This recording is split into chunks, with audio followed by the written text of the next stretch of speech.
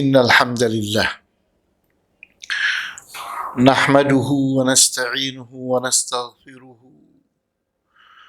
wa na'udzu billahi min shururi anfusina wa min sayyiati a'malina. Man yahdihillahu fala mudilla lahu wa man yudlil fala hadiya lahu. Wa ashhadu an la ilaha illallah wahdahu la syarika lahu. وأشهد أن محمدا عبده ورسوله لا نبي بعده. نصلي ونسلم على رسولنا الأمين وعلى آله وأصحابه ومن تبعهم بإحسان إلى يوم الدين وبعد. ولقد قال الله عز من قائل: يا أيها الذين آمنوا اتقوا الله حق تقاته ولا تموتن إلا وأنتم مسلمون. يا أيها الناس اتقوا ربكم الذي خلقكم من نفس واحدة وخلق منها زوجها وبث منهما رجالا كثيرا ونساء واتقوا الله الذي تساءلون به والأرحام إن الله كان عليكم رقيبا. يا أيها الذين آمنوا اتقوا الله وقولوا قولا سديدا يصلح لكم أعمالكم ويغفر لكم ذنوبكم ومن يطع الله ورسوله فقد فاز فوزا عظيما. واعلموا رحمكم الله أن خير الحديث كتاب الله وخير الهدي هدي محمد صلى الله عليه وسلم وشر الأمور محدثاتها وكل محدثة في الدين بدعة وكل بدعة ضلالة وكل ضلالة في النار. Para hadirin sidang Jumat yang dimuliakan oleh Allah Azza wa Jalla, kita semua tentunya ingin masuk ke dalam surga. Namun Rasulullah SAW mengingatkan bahwa tidaklah orang masuk ke dalam surga kecuali sebabnya karena rahmat Allah, kasih sayang Allah. Sehingga saat Rasulullah SAW mengatakan itu kepada para sahabat radhiyallahu anhum, innakum la tadkhuluna al-jannata bi'amalikum, tidaklah kalian masuk surga karena amal kalian. Maka para sahabat pun bertanya, hatta anta ya Rasulullah, meskipun engkau, demikian pula wahai Rasulullah. Ya, na'am, kata Rasulullah, aku ini tidaklah masuk surga kecuali karena kasih sayang Allah. Sehingga di saat seseorang itu membayangkan dirinya masuk ke dalam surga, bayangkanlah, apakah orang seperti saya layak masuk surga? Atau sebaliknya, orang seperti saya layak masuk ke api neraka? Itu yang harus difikirkan.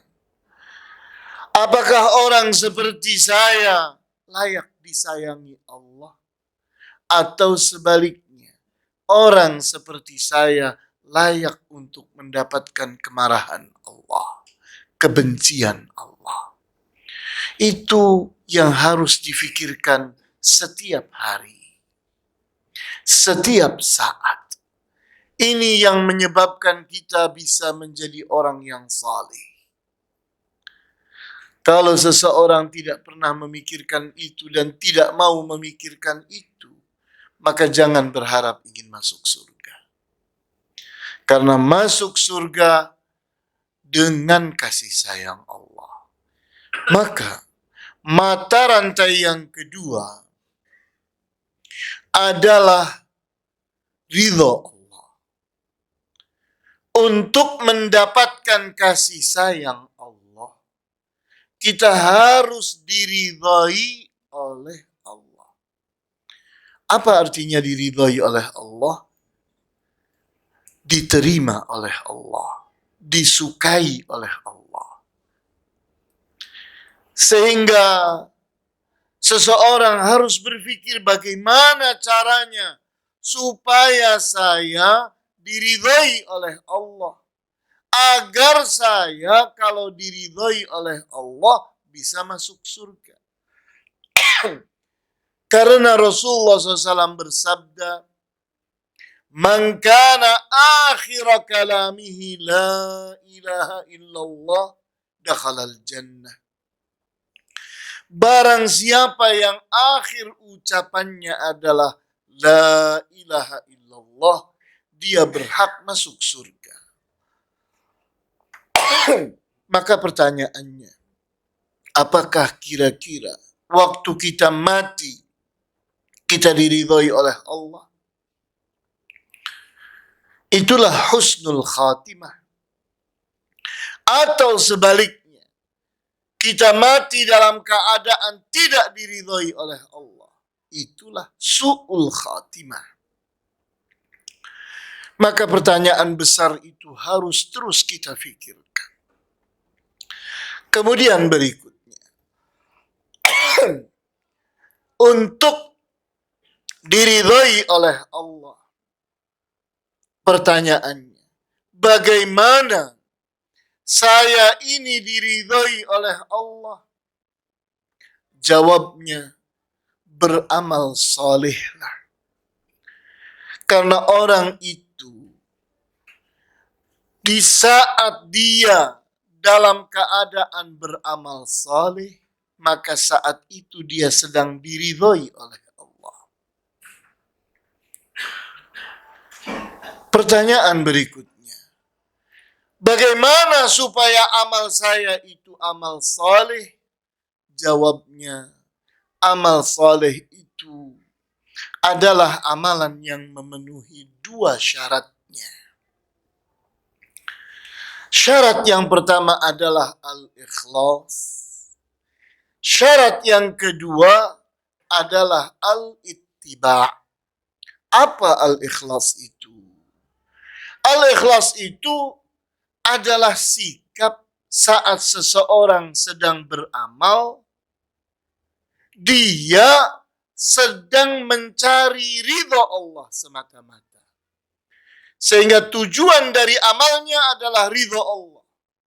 Kalau dia diridhai oleh Allah, dia akan disayangi oleh Allah. Kalau dia disayangi oleh Allah, dia layak masuk ke dalam surga. Amal saleh itu pengertiannya, saleh itu bahasa Indonesianya layak. Amal yang saleh itu amalan yang layak diterima oleh Allah. Kalau kita beramal tapi tidak ikhlas, tidak diterima oleh Allah. Itu syarat yang pertama. Syarat yang kedua untuk menjadikan amal kita amal saleh adalah al-ittiba'. Kita beramal benar-benar sedang mengikuti ilmunya, sedang mengikuti petunjuknya. Karena Allah tidak membiarkan dunia ini kosong dari ilmu. Sehingga diturunkannya kitab-kitab yang menjadi pedoman-pedoman, menjadi guidance. Diutusnya para rasul dan para nabi yang jumlahnya 124.000 orang. Diutusnya malaikat untuk membawa wahyu, menyampaikannya kepada para rasul. Lah apa maunya? Maunya adalah memberikan petunjuk. Supaya orang itu beramal sesuai dengan petunjuk. Petunjuk Allah. Allah hanya akan meridhai amalan yang diamalkan sesuai dengan petunjuk. Sehingga kita pun membaca di dalam Al-Quranul Karim, di surat Ali Imran ayat 31. Qul in kuntum tuhibbunallaha fattabi'uni yuhibbukumullahu wa yaghfir lakum dhunubakum. Rasulullah SAW disuruh mengatakan kepada umatnya, Qul, katakan. Maka beliau pun mengatakannya kepada kita dan sampai kepada kita kata-kata itu di surat Ali Imran ayat 31. In kuntum tuhibbunallaha, jika kalian mencintai Allah, fattabi'uni, ittiba'lah kalian kepadaku. Kita disuruh ittiba' kepada beliau, mengikuti petunjuk beliau, mencontoh amalan beliau. Bagaimana beliau beramal, itulah yang benar. Apa yang beliau arahkan, yang beliau katakan, itulah yang benar. Beliau itu adalah uswah dan qudwah. Uswah adalah orang yang menjadi pengarah, menjadi pembimbing.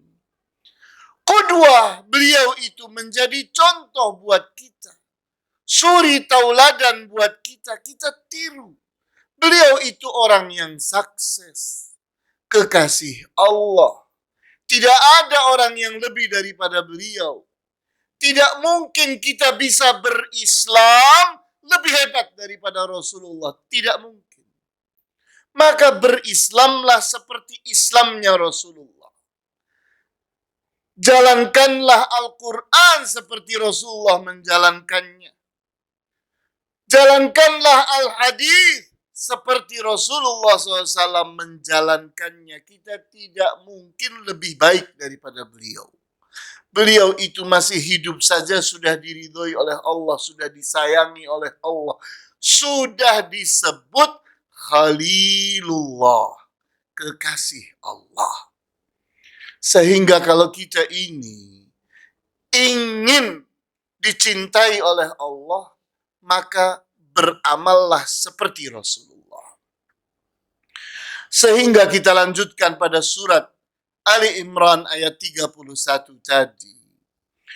Qul in kuntum tuhibbunallaha fattabi'uni yuhibbukumullah wa yaghfir lakum dhunubakum. Katakan, jika kalian mencintai Allah, maka ikutlah, ittiba'lah kalian kepada aku. Yuhibbukumullah, Allah akan mencintai kalian. Wa yaghfir lakum dhunubakum, dan Allah akan mengampuni dosa-dosa kalian. Sebaliknya di surat Al-Hasyr, surat Al-Hasyr ayat 7, di mana Rasulullah SAW adalah orang yang bertugas untuk membawa petunjuk itu, sehingga dikatakan di surat Al-Hasyr ayat 7 ini, wa ma atakumur rasulu fakhudhuhu wa ma nahakum anhu fantahu. Dan apapun yang dibawa oleh Rasul, itu yang kalian ambil. Wa ma nahakum anhu fantahu. Dan apa yang kalian dilarang oleh Rasul, berhentilah. Jangan dilanjutkan. Tegas, jelas. Kalau kita ingin berislam, berislamlah seperti Rasulullah. Tidak mungkin kita bisa lebih baik daripada beliau. Kemudian di surat An-Nur ayat 63 kita diperingati. فَلْيَحْذَرِ الَّذِينَ يُخَالِفُونَ عَنْ أَمْرِهِ أَنْ تُصِيبَهُمْ فِتْنَةٌ أَوْ يُصِيبَهُمْ عَذَابٌ أَلِيمٌ. فَلْيَحْذَرْ, hendaknya waspada, alladzina yukhalifuna an amrihi, orang yang bertentangan, berselisih, berbeda dengan ajaran Rasul, antusibahum fitnatun, karena di dunia ini pun dia akan dibalas oleh Allah dengan fitnah. Sehingga sulit buat dia untuk menepati kebenaran. Terus fitnah demi fitnah akan ada di hadapannya. Allah meninggalkannya. Au yusibahum azabun alim. Atau nanti di akhirat dia akan ditimpa dengan azab yang pedih. Masuk ke dalam api neraka. Jadi tidak boleh bertentangan dengan Rasul. Ingin berislam, berislamlah seperti Rasulullah. Jangan berbeda dengan Rasulullah karena ini ancamannya. Berbuat, beramal, soleh. Itu harus seperti Rasulullah SAW beramal soleh. Bukan kita mengarang. Bukan kita mengada-ada. Bukan. Guru kita tidak lebih baik daripada Rasul. Para ulama tidak lebih baik daripada Rasul. Para ulama itu periwayat dari Nabi. Pewaris Nabi. Mereka itu meriwayatkan ilmu dari Rasulullah. Mewarisi ilmu dari Rasulullah. Tidak boleh bertentangan dengan ilmunya Rasulullah. Sehingga siapapun yang berbeda dengan Islamnya Rasulullah, kita tidak ikuti. Karena kewajiban kita hanyalah ittiba, ikut kepada Rasul. Bagaimana Islamnya Rasulullah, itulah Islamnya kita. Kemudian Rasulullah SAW pun mengingatkan kita. Kita membacanya di dalam di dalam hadis yang diriwayatkan oleh Ahmad, Abu Dawud dan At-Tirmidzi, di mana beliau bersabda, wa iyyakum wa muhdatsatil umur fa inna kulla bid'atin dhalalah. Dan waspadalah kalian dari ajaran yang diada-adakan. Maka sesungguhnya setiap ajaran yang diada-adakan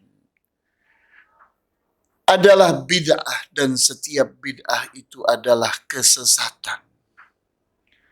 Sehingga tidak mungkin kita itu mengadakan ajaran berbeda dengan ajarannya Rasulullah kemudian masuk surga. Tidak mungkin. Karena Allah sudah menurunkan Al-Quran. Allah sudah menurunkan Al-Hadis. Allah sudah menurunkan wahyu. Petunjuk Islam itu sudah jelas dan Allah pelihara. Al-Quran yang ada di zaman Rasulullah dengan Al-Quran yang ada di zaman ini sama. Al-Hadis yang ada di zaman Rasulullah dengan yang ada di zaman ini sama. Kenapa Allah pelihara kalau ternyata kita boleh berbeda dengan beliau? Ternyata Islam bisa boleh banyak. Tidak, Islam itu satu. Islamnya Rasulullah. Sehingga kita menyebutnya sunnah. Sunnahnya Rasulullah. Kemudian kita pun diingatkan dengan hadis yang sahih diriwayatkan oleh Al-Bukhari dan Muslim, di mana Rasulullah SAW bersabda, man amila amalan laisa alaihi amruna fahuwa raddun.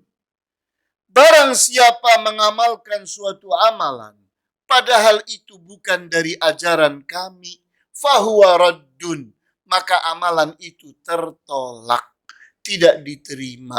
Bukan amal saleh, Allah tidak akan menerimanya. Jadi ayat jelas, hadis jelas. Kita diarahkan untuk berislam itu sesuai dengan sunnahnya Rasulullah. Yang berbicara begini bukan orang, tapi ayat dan hadis. Kita mengikuti ayat dan hadis. Tubu ilallahi wastaghfiruhu lidzunubikum yatubullah alaikum wa yaghfir lakum dzunubakum.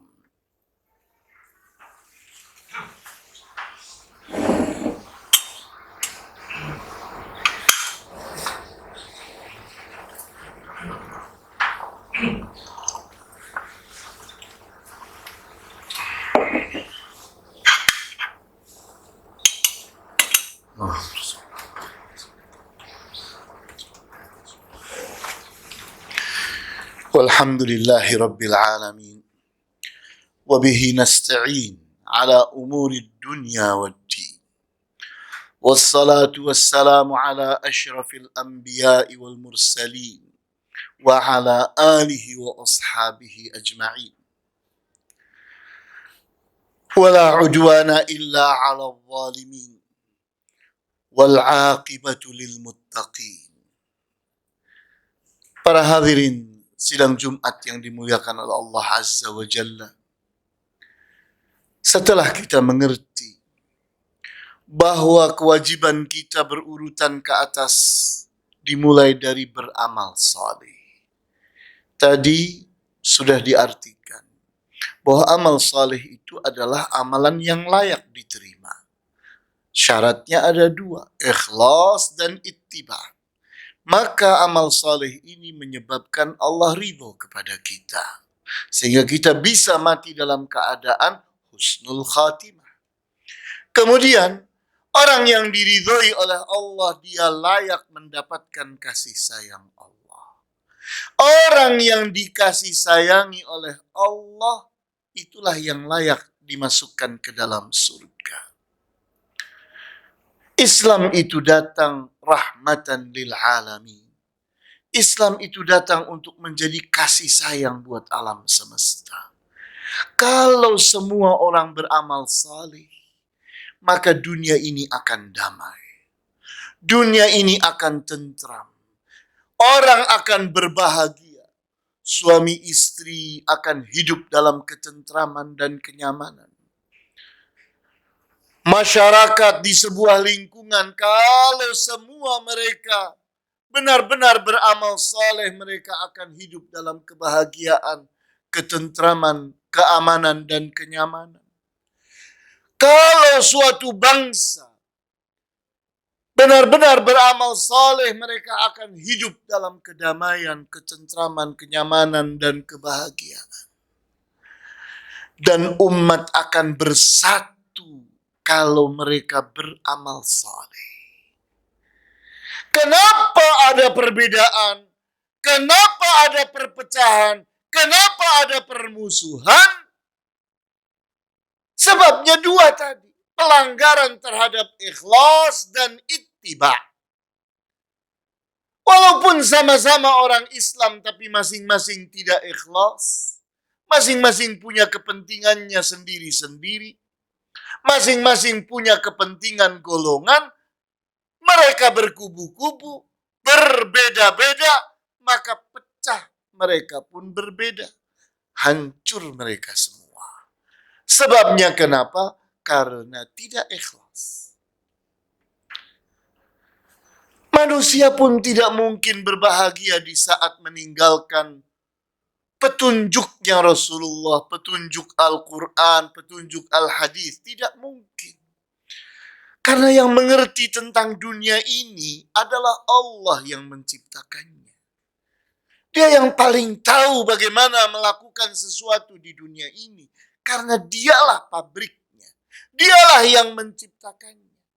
Kalau berbicara tentang mobil, kita pun akan bilang yang mengerti Toyota adalah pabrik Toyota. Yang mengerti Mercy adalah pabrik Mercy. Tidak mungkin kita ini memperlakukan Mercy seperti memperlakukan bajai. Tidak mungkin. Kita harus ikuti manual introduction-nya, petunjuknya. Diikuti. Allah yang menciptakan alam semesta ini. Allah mengerti pula bagaimana membahagiakan, merahmati alam semesta ini. Maka diturunkanlah manual booknya, petunjuknya. Sehingga tugas kita adalah mengikuti. Mungkin di antara kita ada yang akan bertanya, Ustadz, bagaimana perkara-perkara yang di zaman Rasulullah tidak ada? Maka jawabnya, Rasulullah SAW membedakan antara perkara agama dengan perkara dunia. Dalam perkara agama, kita wajib ikut kepada beliau. Tapi dalam perkara dunia, beliau menyebutkan, antum a'lamu bi umuri dunyakum. Kalian lebih mengerti tentang urusan dunia kalian. Silahkan kreatif dalam hal dunia. Beras tidak ada di zaman Rasulullah. Apakah kemudian nasi jadi haram? Tempe dan tahu tidak ada di zaman Rasulullah. Apakah jadi haram? HP dan TV tidak ada di zaman Rasulullah. Kemudian menjadi haram? Jawabnya tidak. Karena dunia ini Allah ciptakan untuk manusia. Wa khalaqa lakum ma fil ardi jami'a. Allah telah ciptakan apapun yang ada di bumi ini untuk kalian semuanya. Sehingga hukum asal dari seluruh perkara keduniaan, hukum asalnya mubah, boleh, halal. Sehingga tidak boleh kita mengharamkannya kecuali dengan dalil. Ada ayat, ada hadis yang mengharamkannya. Sehingga beras, tempe, tahu, HP, dan TV tidak ada di zaman Rasulullah. Ya, maka dia kembali kepada hukum asalnya. Kecuali ada ayat yang mengatakan tempe haram. Mengatakan tahu haram, HP haram. Tidak ada. Maka kembali kepada hukum asalnya. Inilah Islam. Ajaran Islam itu jelas dan tidak membuat orang jadi sulit. Kalau kita ini menjalankan ajaran Islam itu seperti jalan tol. Di mana seseorang akan mendapatkan kemudahan. Sehingga Rasulullah mengatakan, inna dina yusrun. Wala yushadad dina ahadun illa ghalabahu. Sesungguhnya ajaran Islam itu mudah. Tidaklah ada orang yang mempersulit-sulit ajaran Islam kecuali dia yang akan dikalahkan oleh persulitannya sendiri. Kalau seseorang tahu bahwa dia memiliki kereta, maka letakkan kereta di relnya. Kalau dia memiliki kapal, letakkan kapal di atas air. Kalau dia memiliki mobil, letakkan di jalan yang lega. Baru enak semuanya. Tapi kalau seseorang itu ternyata meletakkan kereta di gunung, meletakkan kapal di daratan, mengendarai mobil di tempat-tempat yang terjal, yang tidak rata, maka akibatnya apa? Semua tidak menyenangkan. Semua menjadi tidak mudah. Begitu pula ajaran Islam. Kalau dibiarkan orang itu menambahi ajaran Islam, menguranginya, merubah-rubahnya, jadilah Islam menjadi sulit dan berpecahlah umat menjadi 73 golongan. Maka di saat kita ingin kembali bersatu, umat Islam menjadi kuat, jawabnya kembalilah kepada Islamnya Rasulullah. Kembalilah kepada amal saleh, amalan yang layak diterima oleh Allah. Maka umat Islam akan kembali menjadi kuat. Umat Islam akan mudah bersatu.